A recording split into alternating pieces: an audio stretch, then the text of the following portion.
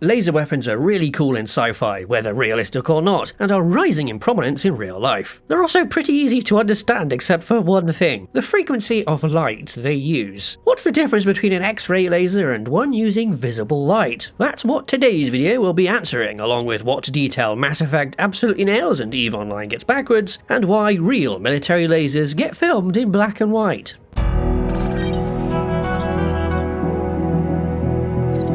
Hello, I'm Hujuwana, and we're starting out with a quick intro to laser tech. They work as weapons by delivering high amounts of thermal energy to a target, vaporizing material and boring a hole into it. They're better at this than regular light because the photons in their beams are all the same and going in the same direction. To make these identical photons, lasers have a component that basically copy-pastes what comes out of a light source, which goes on to be pointed at a target by optics. If you want to know more about the specifics behind how lasers work and what the word even means, then you can check out this previous video on the channel. Since lasers act at light speed, they have an extraordinarily long range, easily able to reach out over hundreds of thousands of kilometers. Their effective range isn't infinite because the beam does spread out over distance even in vacuum due to diffraction. It's also really hard to keep it on exactly the same point at extreme ranges due to jitter caused by vibrations, sensor resolution, and whatever you're shooting at trying to avoid being shot at. Right now they are being used in the atmosphere, and one issue is that the beam heats up the air it's travelling through, defocusing itself in an effect called thermal bloom. There's also other problems like all the particles in the air all scatter and absorb the energy, depending on local conditions like clouds and the wavelength of the light. This is also what the light's frequency is. Wavelength is the length of each wave of the light, and just imagine those waves moving along. If they have a shorter wavelength, then more of them are going by. They are more frequent. Shorter wavelength, higher frequency, and vice versa. The electromagnetic spectrum is just the full range of wavelengths or frequencies of light. The absolute longest waves are radio waves, which can be insanely huge, like 100,000 kilometers long, but go down to just a meter. This is when they start being microwaves, which themselves go down to a millimeter, where they become infrared. That continues down again until the waves are smaller than a micrometer, a thousandth of a millimeter.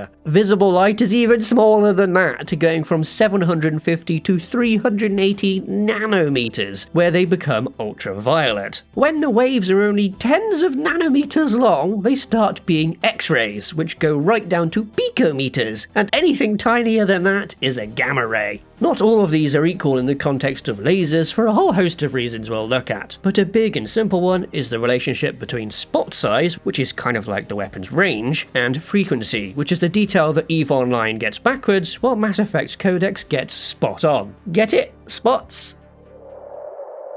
Anyway, spot size is what it sounds like. It's the size of the spot of light that a laser shines on a target, and the bigger it is, the more spread out the energy is, and the longer it takes to burn or drill into it. The longer the wavelength is, the bigger the spot gets over range, so it's preferable to have as small a spot as you possibly can. So that pretty much already rules out the idea of a radio wave laser, and making a practical microwave laser weapon is also basically not worth it. A maser could certainly mess with electronics, but microwaves are better used for sensors and electronic warfare. It's when you get to infrared when things start becoming practical, since the spot size isn't too bad and generating this light is easy. Things just get better and better as you go through visible light and up into low ultraviolet, but from here things get challenging. Generating and then focusing these teeny tiny high UV waves is hard, and when they get to X-rays it becomes almost impossible to focus and point them through normal means.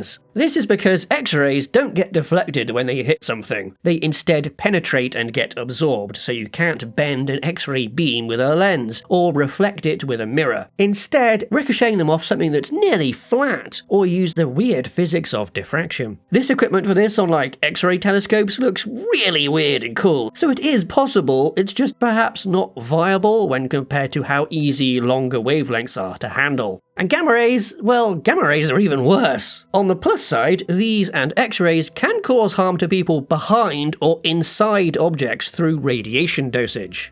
So it seems like the ideal laser weapon is the one with the shortest wavelength you can reasonably generate and focus in order to get the most range. Well, sort of. Generating the beam is its own issue we'll get to in a moment, because as mentioned earlier, air is a massive limiting factor. Not every laser weapon will be on a spaceship, as we can see from all the real ones being developed, like the UK's Dragonfire, which is seen in black and white here because I think this footage is infrared, like the beam possibly is. Which seems like an odd choice, but this is very common in military lasers, because our atmosphere is nice and transparent to infrared light. Look at this chart. It shows how wavelengths from UV to infrared get absorbed by all the different things in the air, and the big dark grey one shows them all combined. Most of the graph is infrared, which has a bunch of nice big gaps in it where the air is transparent to it. The visible spectrum is also nice and transparent. I mean, that is how we see after all. The big drawback here is instead Rayleigh scattering, but that applies over longer distances. Ultraviolet is where things get tricky. Some of it can go through air, that's why we wear sunscreen, but when the wavelength gets below 200 nanometers, it can't go through oxygen anymore. So despite UV being really good at having tiny spot sizes, it's only usable by spacecraft in vacuum, assuming you have the tech to focus it. X-rays, as always, are complicated. Soft X-rays get absorbed by air, and while hard X-rays can go through people, they can only go through a few meters of air. Gamma rays can pass through hundreds of meters of air, but the scattered radiation from it will come back to bite you.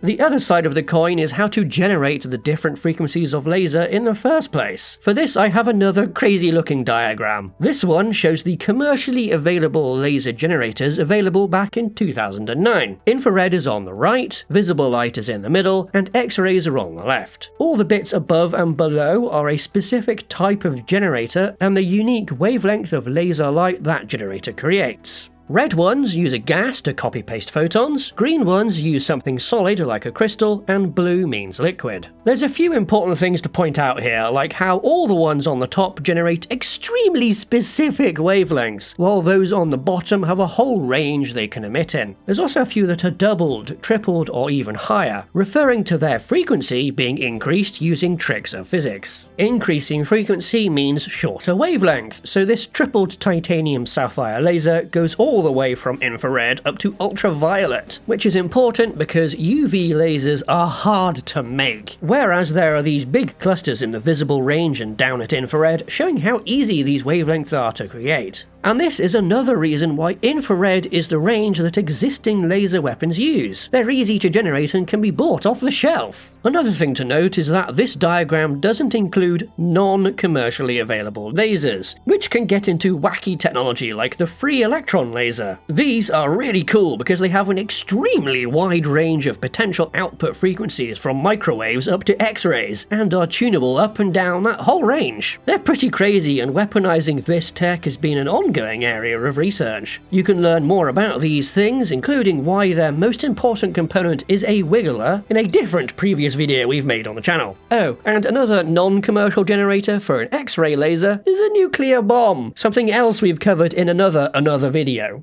There's complicated physics behind laser weapons, but hopefully I've managed to guide you through it all. Shout out to Luke Campbell and his wonderful article on the Galactic Library covering this, which was an immense help. Don't forget to check out our other videos on laser weapons for more, and please do hit up the comments below if you have any questions.